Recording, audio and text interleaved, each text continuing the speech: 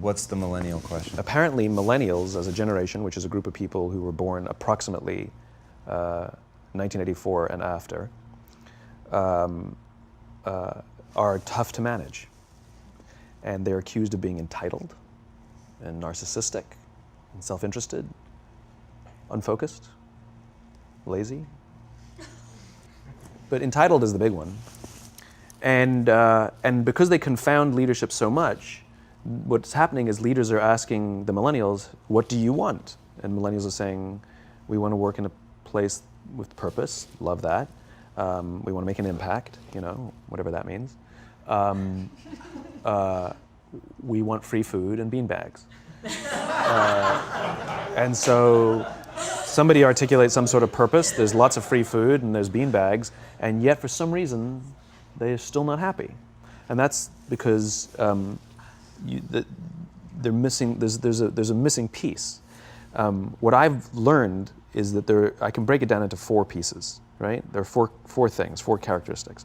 One is parenting, the other one is technology, the third is impatience, and the fourth is environment. The generation that we call the millennials, too many of them grew up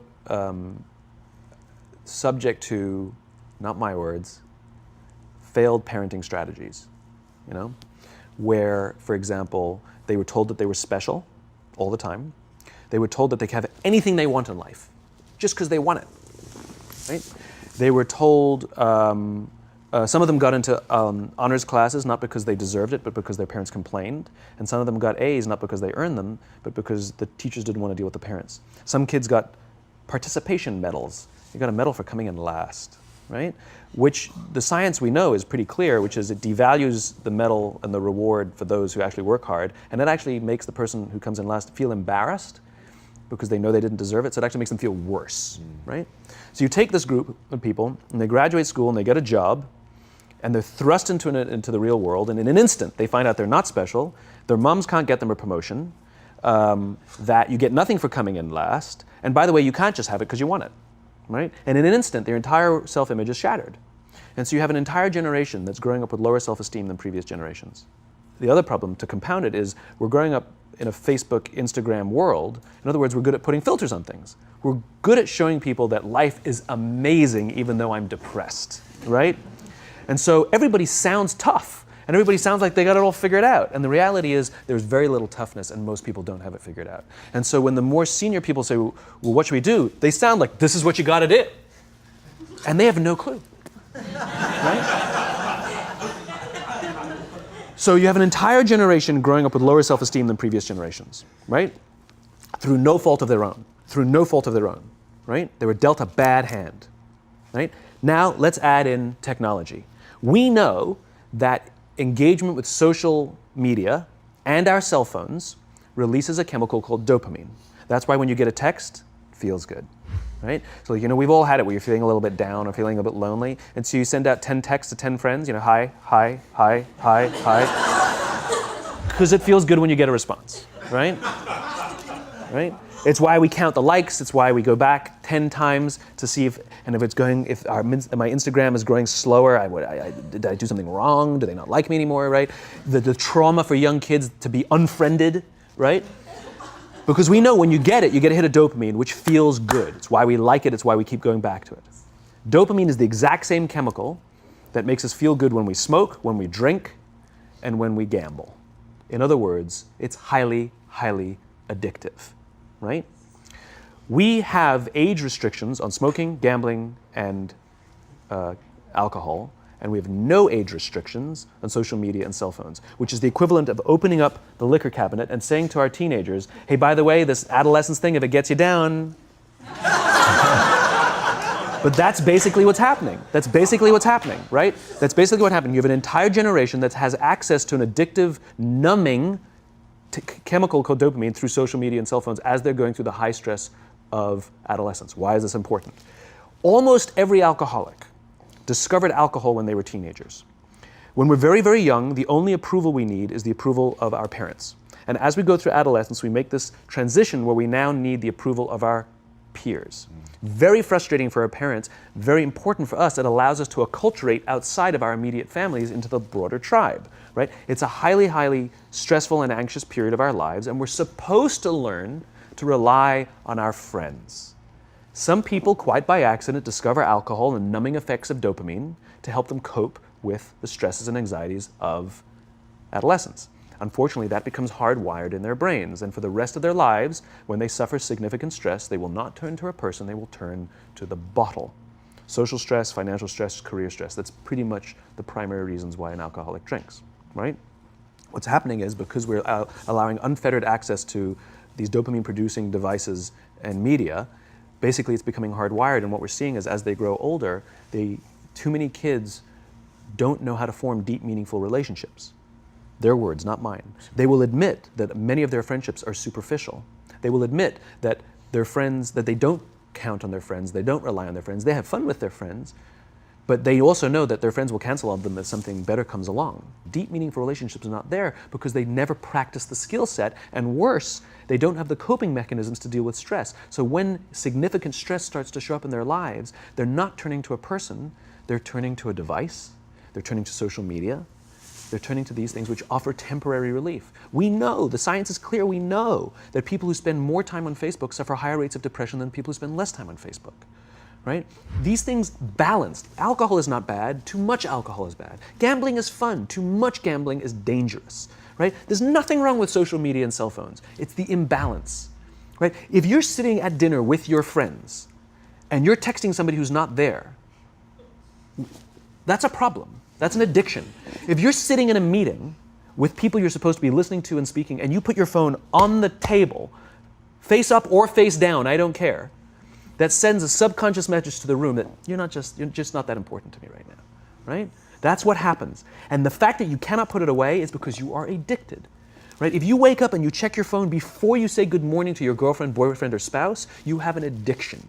And like all addiction, in time, it'll destroy relationships, it'll cost time, and it'll cost money, and it'll make your life worse, right? So you have a generation growing up with lower self-esteem that doesn't have the coping mechanisms to deal with stress, right? Now you add in the sense of impatience, right? They've grown up in a world of instant gratification. You want to buy something, you go on Amazon, it arrives the next day. You want to watch a movie? Log on and watch a movie. You don't check movie times. You want to watch a TV show? Binge. You don't even have to wait week to week to week, right? I know people who skip seasons just so they can binge at the end of the season, right? Instant gratification. You want to go on a date? You don't even have to learn how to be like, hey. You don't even have to learn and practice that skill. You don't have to be the uncomfortable one who says yes when you mean no and says no when you mean no, but yes when you... You don't have to swipe right. Bang, I'm a stud. Right? You don't have to learn the social coping mechanisms, right? Everything you want, you can have instantaneously. Everything you want, instant gratification. Except job satisfaction and strength of relationships, there ain't no app for that. They are slow, meandering, uncomfortable, messy processes.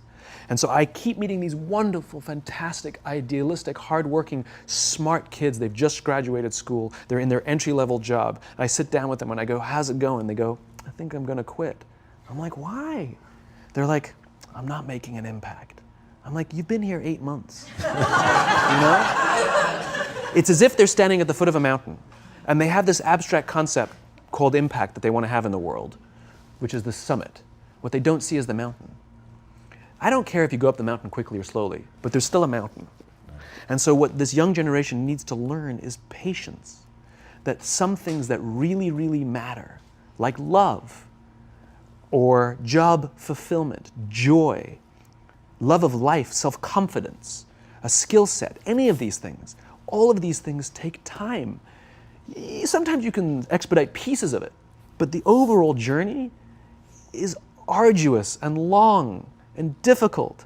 And if you don't ask for help and learn that skill set, you will fall off the mountain, or you will, the worst case scenario, and we're already seeing it, the worst case scenario is we're seeing an increase in suicide rates, we're seeing an increase in this generation, we're seeing an increase in accidental deaths due to drug overdoses, we're seeing more and more kids drop out of school or take leaves of absence due to depression, unheard of. These are all, this is really bad. The best case scenario, those are all bad cases, right? The best case scenario is you'll have an entire population growing up and going through life and just never really finding joy. They'll never really find deep fulfillment in work or in life. They'll just waft through life and it'll be just, it's fine. How's your job?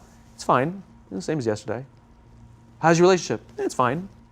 Like that's the best case scenario, which leads me to the fourth point, which is environment, which is we're taking this amazing group of young, fantastic kids who are just dealt a bad hand. It's no fault of their own. And we put them in corporate environments that care more about the numbers than they do about the kids. They care more about the short-term gains than the long-term life of this young human being. We care more about the year than the lifetime, right? And so we are putting them in corporate environments that aren't helping them build their confidence, that aren't helping them learn the skills of cooperation, that aren't helping them overcome the challenges of a digital world and finding more balance, that isn't helping them overcome the need to have instant gratification and teach them the joys and impact and the fulfillment you get from working hard on something for a long time that cannot be done in a month or even in a year. And so we're thrusting to them in corporate environments, and the worst part about it is they think it's them. They blame themselves. They think it's them who can't deal. And so it makes it all worse. It's not. I'm here to tell them it's not them. It's the corporations, it's the corporate environments, it's the total lack of good leadership in our world today that is making them feel the way they do. They were dealt a bad hand, and I hate to say it, but it's the company's responsibility. Sucks to be you, like we have no choice, right? This is what we got, and I wish that society and their parents did a better job. They didn't. So we're getting them in our companies, and we now have to pick up the slack. We have to work extra hard to figure out the ways that we build their confidence. We have to work extra hard to find ways to teach them the social skills that they're missing out on. There should be no cell phones in conference rooms. None. Zero. And I don't mean the kind of like sitting outside waiting to text. I mean like when you're sitting and waiting for a meeting to start, this is what we all do. We all sit here and wait for the meeting to start. Meeting starting? Okay. And we start the meeting. No, that's not how relationships are formed. Remember we talked about it's the little things? Relationships are formed this way. We're waiting for a meeting to start and we go, how's your dad? I heard he was in the hospital. Oh, he's really good. Thanks for asking. He's actually at home now. Oh, I'm really glad. It was really amazing. I know, it was really scary for a while. That's how you form relationships. Hey, did you ever get that report done? Oh my God, no, I didn't. I'll help you out. Can I help you out with that? Really? That's how trust forms. Trust doesn't form at an event in a day. Even bad times don't form trust immediately. It's the slow, steady consistency. And we have to create mechanisms where we allow for those little innocuous interactions to happen. But when we allow cell phones in conference rooms, we just, okay, have the meeting. And then my favorite is like when there's a cell phone there and you go like this, you go. It rings and you go. I'm not going to answer that. Like, Mr. Magnanimous, you know? When you're out for dinner with your friends, like, I do this with my friends. When we're going out for dinner and we're leaving together, we'll leave our cell phones at home. Who are we calling? Maybe one of us will bring a phone in case we need to call an Uber or take a picture of our meal. That goes without saying, come on. I'm an idealist, but I'm not insane. You know? At a heathen. I mean, it looked really good. We'll take one phone. And so it's like an alcoholic. The reason you take the alcohol out of the house is because we cannot trust our willpower. We're just not strong enough. But when you remove the temptation, it actually makes it a lot easier. And so when you just say, don't check your phone, people literally will go like this. And somebody will go to the bathroom, and what's the first thing we do? Grab the phone. Because I wouldn't want to look around the restaurant for a minute and a half, you know? But if you don't have the phone, you just kind of enjoy the world. And that's where ideas happen. The constant engagement is not where you have innovation and ideas. Ideas happen when our minds wander and we go, and you see something, I bet they could do that. That's called innovation, right? But we're taking away all those little moments, right? You should not, and none of us should charge our phones by our beds. We should be charging our phones in the living rooms, right? Remove the temptation. You wake up in the middle of the night because you can't sleep, you won't check your phone, which makes it worse. But if it's in the living room, it's relaxed, it's fine. But it's my alarm clock. buy an alarm clock. They cost $8, right? I'll buy you an alarm.